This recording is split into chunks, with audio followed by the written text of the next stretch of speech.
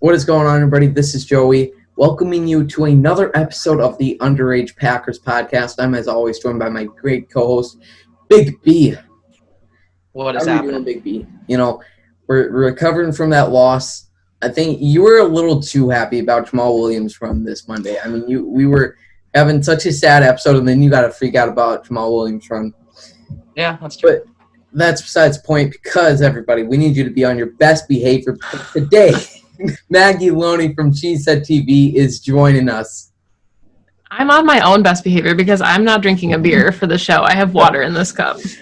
Thanks for being a good role model for us. You know, we need to send blood alcohol content to all of our guests from now on, just to make sure not having any drunkies on the show.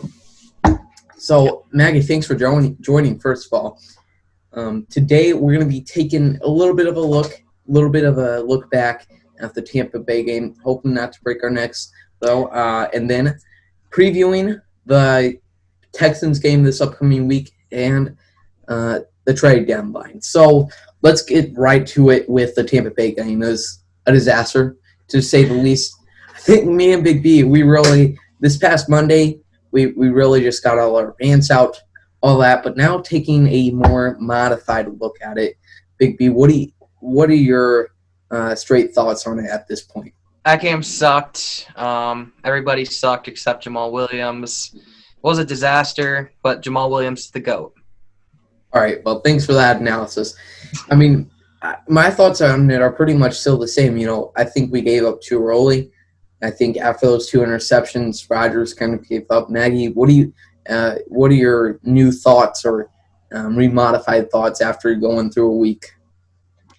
I mean, at first, it really felt like this was an offense that couldn't get clicking. And the more I think about it, I think that it was a performance that the defense, just the way that Mike Pettin is utilizing these players, they're not built to play from behind. Yeah. So when the Packers got down early, it was really hard for Mike Pettin's defense, which relies on turnovers and big plays, to get back into the game that did not have any turnovers or big plays. Yeah, and there's been a lot of talk about Mike Pettin this week. And I was pretty surprised on the Twitter world. Nobody's really happy with him. But I posted on Instagram, and I was really interested to see what do people think about Mike Pettin. I was really surprised to see quite a mixed reaction. A lot of people were not really defending him, but saying it's too early to make that judgment, or we shouldn't fire him, give him some more time. And I mean, I don't think we should fire him before the season ends. But Maggie, what do you think? I mean, you just mentioned you're obviously not happy with Mike Pettin either. I mean, there's just been so much invested into this defense. Where do you think what can we do with Mike Pettin at this point? Yeah, I mean, the Packers aren't really an organization that makes changes midseason, which is why the McCarthy firing was so shocking. And I think if they were to move on from him, they'd have to go with somebody in-house. There's not really time to bring anyone in. So I'm a big fan of Mike Smith, the outside linebackers coach. I've heard Jerry Gray mentioned a little bit as well. I think he'd be fantastic at it. But I think they have the players and the pieces, and they just need to roll with what they have. And if the offense plays better, I think the defense is sustainable. So I think there has to be that marriage there where if the offense is in rhythm, the defense can play better and vice versa. Yeah, I think that's really great that you bring that up, because I think when we were looking at especially the week 1 and week 2 games, it doesn't really matter how bad this defense is. I mean, they weren't too bad of performances, but as long as this offense can keep on the brake, they'll be completely fine. And obviously no one was on the gas this past Sunday. Big B, what do you think? We talked about the possibility of Mike Smith. I know you love him, big fan of Mike Smith. Jerry Gray seems like more of an outsider candidate if Mike Pettin does end up getting fired. But what do you think, if that day does come where Mike Pettin is fired in season, where do they go to? Right now I would say it's kind of hard to say, because you've got Jerry Gray, who has the experience, but there's also guys who can be potentially fired, like Mike Zimmer, who they can bring in. So you really don't know right now. Yeah, and Mike Zimmer, I don't see it happening, but this is more a popular guy that I don't see happening either, but Dan Quinn, just because of that connection he has with Matt Fleur. Another guy that's been tossed around, there's enough to talk about Mike Pettin, is it Wade Phillips? And he was also with Matt LaFleur in the Rams. Do you see that possibly happening? I feel like it's hard for any coordinator to come in mid-season and, pick up or install a new defense. So they'd have to be using the Mike Pettin scheme, which I think this defense could go away from. So it's really hard for me to think it'll be an outside guy if it happens at all, and I don't see it happening at all. Yeah, and I think the most frustrating thing for Mike Pettin and really this defense, it's so exhausting at this point into Rodgers' career. Fire Capers, fire McCarthy, fire everybody, and now we're sitting here and we still got problems. Obviously, you never expect it to be a perfect team, but after so many first-round draft picks, Rashawn Gary, Darnell Savage, guys like Za'Darius and Preston Smith coming and paying them huge contracts, Kenny Clark, a lot is invested in this defense, and they still can't seem to get it working. We know that Za'Darius, Preston, and Rashawn Gary aren't bad players, so you look to Mike Pettin. But let's move on here to the Texans game this week. We've talked enough about Mike Pettin's terrible performance, everybody's terrible performance in Tampa. Let's move on to a city in Texas. So, the Packers have faced some really interesting quarterbacks. I think they've all been pretty good besides Kirk Cousins. You throw in Matthew Stafford, Matt Ryan, Drew Brees, a lot of veteran guys. Now you have a young guy who has a totally opposite playing style of all of them, which is Deshaun Watson. Do you think, I would say Drew Brees, Tom Brady, Matt Ryan, all better than Deshaun Watson all time. But do you think, Maggie, this is the best Packers quarterback matchup they've had in a while? I think this will be the most challenging matchup for them because if you look at Stafford, Matt Ryan, Tom Brady, Drew Brees, they're all pocket passers, and they get the ball out of their hands really quickly. And that's what this Packers defense needs, is to keep a quarterback in the pocket and generate pressure. And with Deshaun Watson, he's proven repeatedly that he's a guy that can evade pressure. He can get out of the pocket. He can scramble. And even though we've seen quarterbacks this season run against the Packers, it's not their bread and butter. And that's exactly Deshaun Watson's bread and butter. He can beat you with his arm or his legs. Yeah, Big B, do you think we'll succeed? What do you think has to be the game plan for the defense? Obviously, I guess our opinions really don't matter about the game plan for the defense, obviously, with last week. But what do you think? How do they stop Deshaun Watson? I think it's hard to stop him, but Put Jamal Williams at defensive end? What? Put Jamal Williams at defensive end? Yep, there we go. That's all. But, yeah, you have to, I would say, try to contain him as best as possible. Try to let him throw the ball around, but we got legendary Randall Cobb out there, so he'll definitely make some magic happen. Yeah, and flipping it to the other side of things with our offensive line, David Bakhtiari is really concerning. I don't know about you guys, but when everybody was obviously someone is injured, and you just see these guys walking, they're not showing who's injured on the field, and you're like, I don't see Bakhtiari in there. And one of the things that the Packers really have a specialty in this offensive line room right now is the versatility at their offensive line. You got Billy Turner, Elton Jenkins, John Runyon, who I think was really drafted. So they really wanted to draft him because of his versatility. Who do you think, Maggie, fills in for Bakhtiari if, God forbid, he has to miss a week or two? Yeah, so Perry and I actually just talked about this, and her thought was that they stay consistent with Rick Wagner, and I don't know if this is maybe out of left field, but I think they're going to keep their best players on the field, and I think Elton Jenkins is going to slide to left tackle, and I think we'll see John Runyon get his first NFL start at left guard. But now the issue is if Corey Linsley can't play, then maybe you take Lucas Patrick out of right guard and move him to center, and you need John Runyon to play right guard, and then maybe you do use Rick Wagner because you can't have too many moving pieces at the same time. Yeah, Big B, what do you think? I mean, the Texans' defense line, it's not as talented as it was 2 years ago, but they still have J.J. Watt. I know Maggie's draft crush, Ross Blacklock, is joining them now. So how do you think they deal with this pressure? Obviously, even if David Bakhtiari is out, how successful do you think they are holding them back? I think they're going to be pretty successful. J.J. Watt's going to be a big problem because he is just so unstoppable. Yeah, and they'll undoubtedly move him to the left side. Yep. I would probably say that they'll have a lot of Jamal Williams back there just protecting, That's actually the Maybe. one answer you've ever had with Jamal Williams that makes sense. Yep. Like, just put Jamal Williams at left tackle. Might as well. Like, he's just as good. There you go. Yeah, hopefully they have a better solution for whatever pressure is brought. Obviously, it's not as tough as an opponent as Houston is, or Tampa Bay is.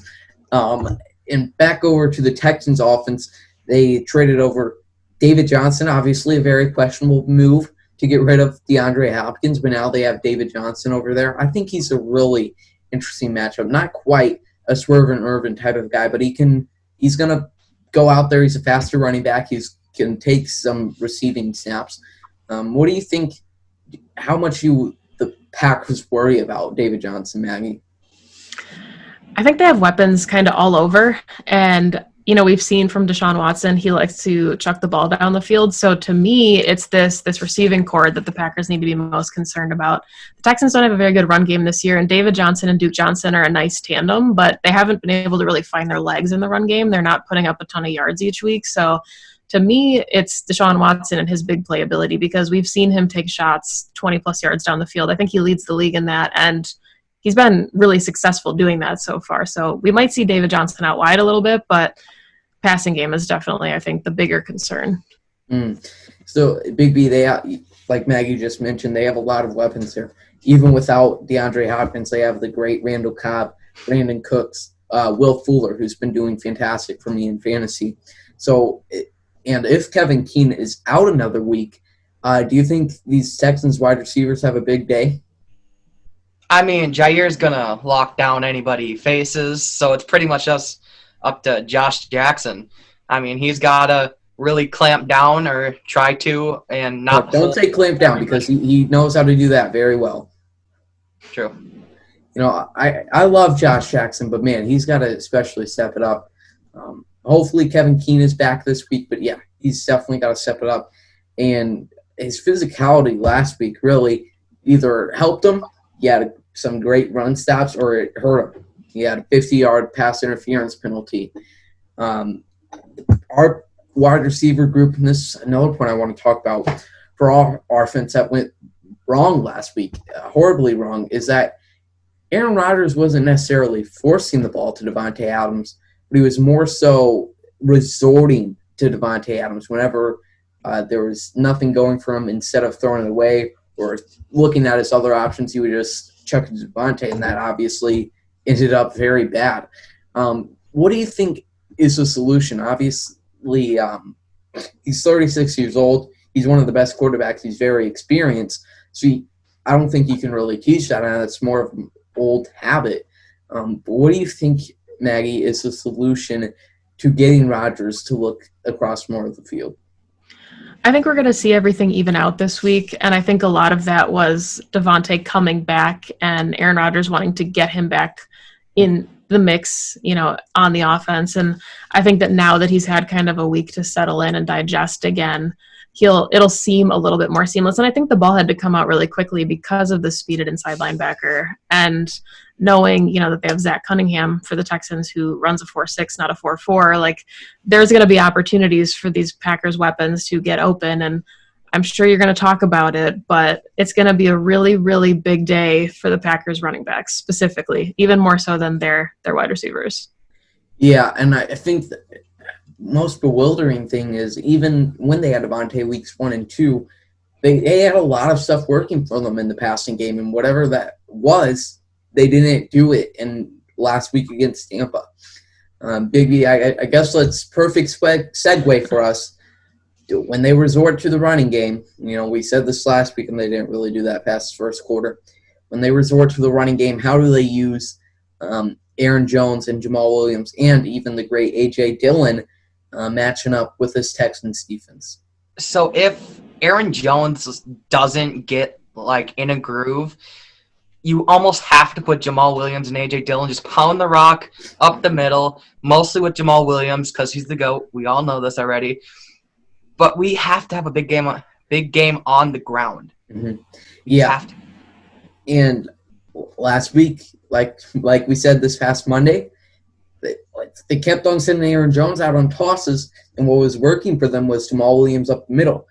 A.J. Dillon, and that really made me question after A.J. Dillon breaks one off.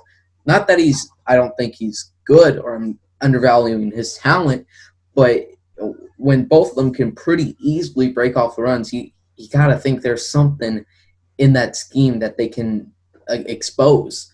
Let's talk about here. The game plan, me personally, has to be do what we did in weeks 1 and 2.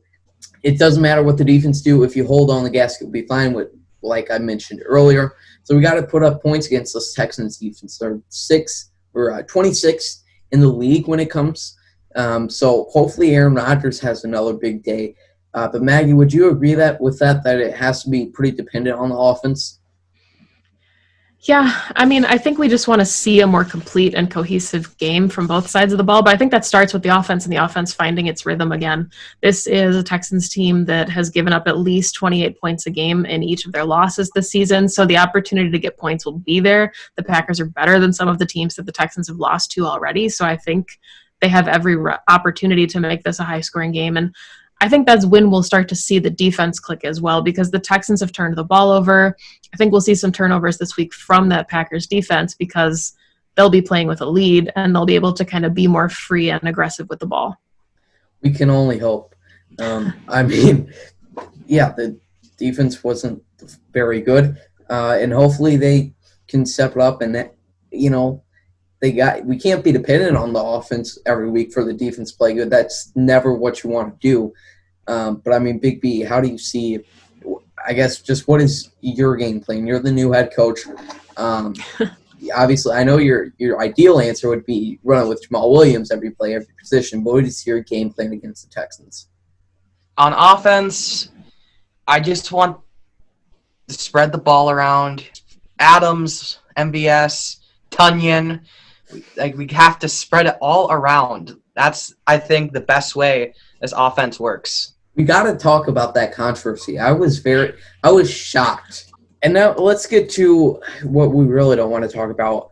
Preston Smith, just because we love him so much. The Smith Bros, they're so entertaining. They did so great in and off last year. And now, where's Preston Smith? Where was Darius Smith last week, being very inconsistent? So, Maggie, what do you think is the biggest problem? Why haven't we heard from Preston Smith yet?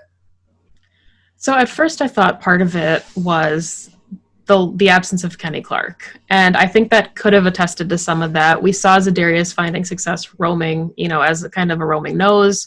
Preston's kind of been trying to generate some pressure off the edge.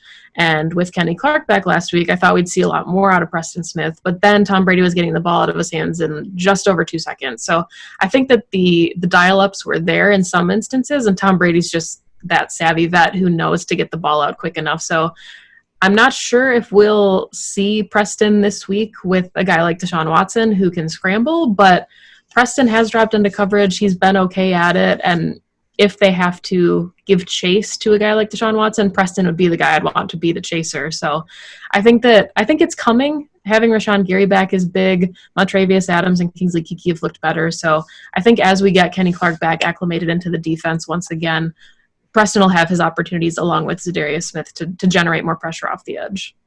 Yeah, and Big B, I mean, I think she brings up a really good point about Preston Smith not wanting to have him blitzing Deshaun Watson. So I love Rashawn Gary. I think we all do, mostly because I'm like, you're wrong. He's not a bust. So how much more obviously we've been seeing Rashawn Gary get more playing time over time the first few weeks. How much more of Rashawn specifically with this game plan matchup? How much do they go to him? Hopefully a lot. I really love Gary, Preston on the corners, and then Z just roaming around over here, just ready to feast. That's what I really want Pettin to do a lot in this game. I just love when that happens. It's amazing. Yeah, the linebacking core is really interesting, and hopefully Pettin finds more ways to utilize them. I really like having those 3 outside linebackers out there, having the Smith Bros. And we always do that. We love to talk about it at the end of every match. So the key matchup, either it's group, player on player, group by group, Maggie, who is your key matchup for the Packers to win this game? I think I'm just doing this because it's Big B's show, but like I think it's the Packers running game versus this Texans defense. They're giving up 177 yards on the ground a game, giving up over 200 yards twice this season. I think that this is a huge, huge game for the Packers running backs. Yeah, and I think they got to focus on that, really. Not take the ball away from Aaron Jones, taking snaps away from Aaron Jones, Jamal Williams. Big B, who is your key matchup? All right, it is the Packers offensive line versus the Texans defensive line. There's going to be a lot of moving pieces on that O-line. They got to hold down the fort this week. They really do. Mm-hmm. I think I'm going to steal yours from last week. Josh Jackson / Kevin Keene, whoever it is at wide receiver 2, probably Brandon Cooks. He's been doing some great stuff over there. Hopefully, Jair matches up with Will Fuller. And then whoever, even Kevin Keene, I'm a little bit nervous going up against Brandon Cooks. Let's end it off here. Texans, Packers haven't had two historic matches, but let's talk about this to end it off. Maggie, what is your favorite Packers-Texans memory, favorite Packers-Texans game? I think it's got to be the 2016 run the table season, just because we were waiting to see if it was possible, and that kind of is what kicked off it feeling like it was possible for them to make a playoff run. Big B, what's your answer? Same. Like, that's the same exact thing. Mostly because that was my cousin's first Packer game, so I was getting really into it, you know. Were you at that game? No. Oh, you were just I wish proud that your cousin was there? Yeah. All right. That's what really brought my Instagram. Like, that's what really starting to push. Get all these. I don't know what the hell I'm talking about, but that's. I would say that. I mean, I love that game. It is kind of ironic talking about Randall Cobb, his snowflake celebration. That was great. I'll go with was it 2012? Aaron Rodgers' 6 touchdown performance. But other than that, that's all we got to talk about. Hopefully, this goes much better than last Sunday's game. Maggie, thanks so much for joining us. Yeah, you guys are, I'm not kidding, you guys are going to be on the Packers beat in like 10 years, so keep crushing it. Appreciate it. Make sure you go check out Maggie and Perry on the Packs What She Said podcast and Game On Wisconsin, as well as Pack-A-Day, which is also great, except when Jimmy's on there. Agreed. Thanks for everybody for watching, and make sure to follow us on Twitter, subscribe to our YouTube channel, and we will see you later.